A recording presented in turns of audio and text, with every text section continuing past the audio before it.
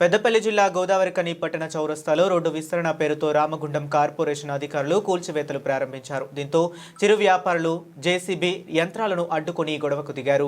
అయినప్పటికీ చిరు వ్యాపారాల కూల్చివేతలు ఆగలేదు. దీంతో వివిధ పార్టీలకు చెందిన నాయకులు చౌరస్తాలో వ్యాపారులతో కలిసి పెద్ద ఎత్తున ఆందోళనకు దిగారు.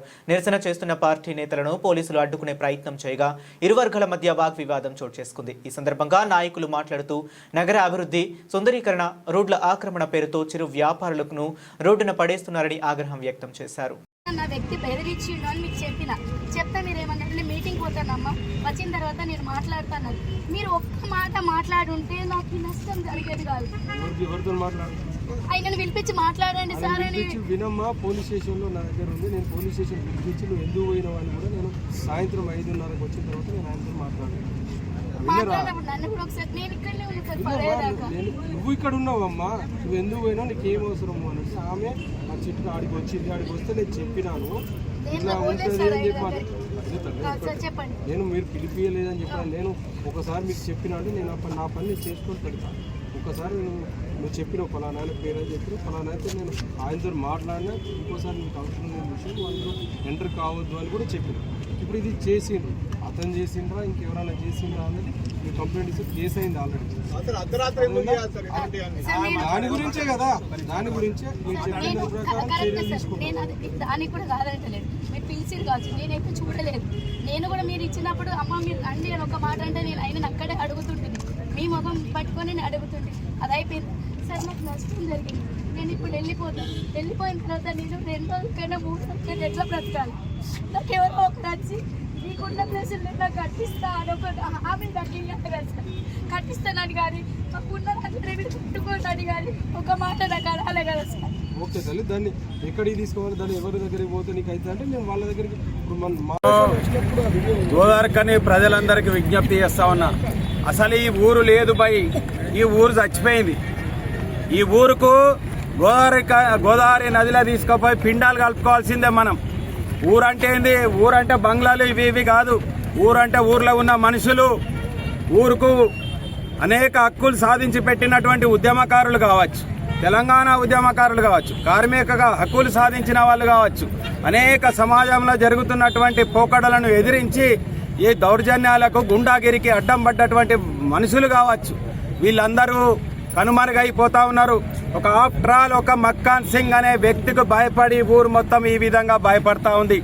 నేను చెప్తా ఉన్నా, మక్కాన్ సింగ్ నువ్వు దోపిడీ చేసి విల్లాలు కట్టుకున్నావు కావచ్చు, కానీ ఇక్కడ వీళ్ళందరూ కూడా కష్టపడి 30-40 ఏళ్ళు చెమట ఓడ్చి ఆకులు అమ్ముకొని, పాన్లు అమ్ముకొని, ఛాయ్ అమ్ముకొని, పెట్రోల్ అమ్ముకొని, కూరగాయలు అమ్ముకొని ఈ విధంగా అంచెలంచెలుగా నిజాయితీగా ఎదిగిన మనుషుల ఇండ్లు నువ్వు కూలగొడతా ఉన్నావు.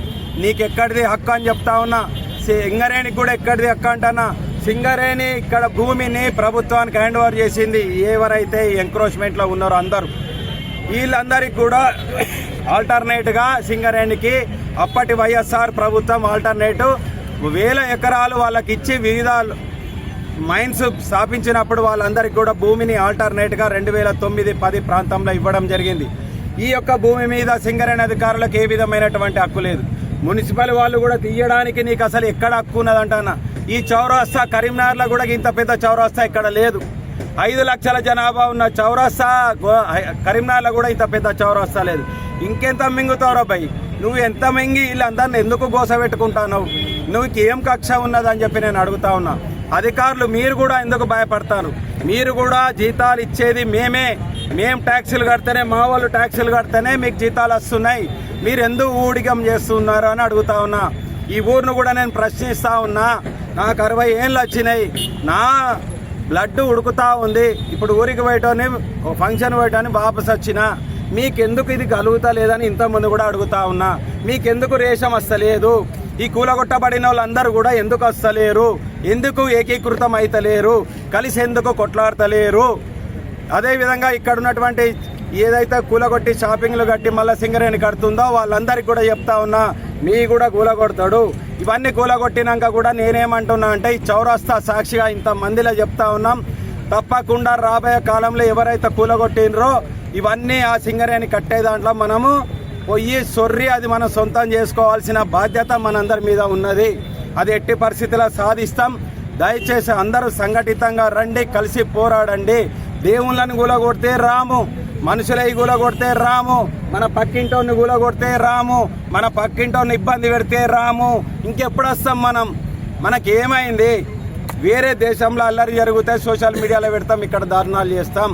వేరే రాష్ట్రంలో ఏదైనా జరిగితే సోషల్ మీడియాలో పెడతాం, మనం ధర్నాలు చేస్తాం.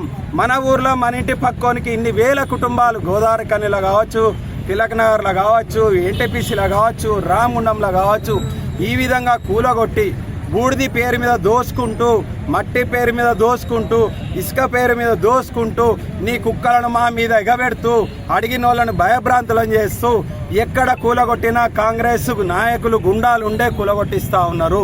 ప్రభుత్వం ఉన్నటువంటి యంత్రాంగం ఎక్కడ కనబడది, ఓన్లీ వీళ్ళే ఉండి దగ్గరుండి కూలగొడతా ఉన్నారు. ఈ ఊర్లో అడిగేటువంటి మనకు లేదా, ఇక రారా కొట్టాడు లేదా, ఎక్కడ పోయి ఇన్నేళ్ళు కొట్టాడిన వాళ్ళు పిల్లగాళ్ళందరూ ఏమవుతారు, మీకు బాయిల్డ్ అయితే లేదా రక్తం అని నేను అడుగుతా ఉన్నా. రెండవది, ఇక్కడ ఉన్నటువంటి ఏవైతే ప్రభుత్వ సంస్థలు కట్టినటువంటి మన 1 టౌన్ పోలీస్ స్టేషన్ కావచ్చు, పోలీస్ గెస్ట్ హౌస్ కావచ్చు, మున్సిపల్ కావచ్చు, కమిషనరేట్ కావచ్చు, ఇవన్నిటికీ మున్సిపల్ అనుమతులు ఉన్నాయా? మున్సిపల్ అనుమతులు లేవని కూలగొట్టుడు, రోడ్డు పెద్దగా చేయాలని కూలగొట్టుడు. అరే ఏం రాబాయ్, ఇంకా ఏమున్నది ఊర్లో? ఏమున్నది? ఇంకా ఊర్లోకి వెళ్ళి జనం వెళ్ళిపోతా ఉంటే ఇంకా నువ్వు ఒక 1000 మంది వ్యాపారస్తులను ఇప్పటికి వెళ్ళగొట్టినావు ఈ ఊర్లోకి వెళ్ళి.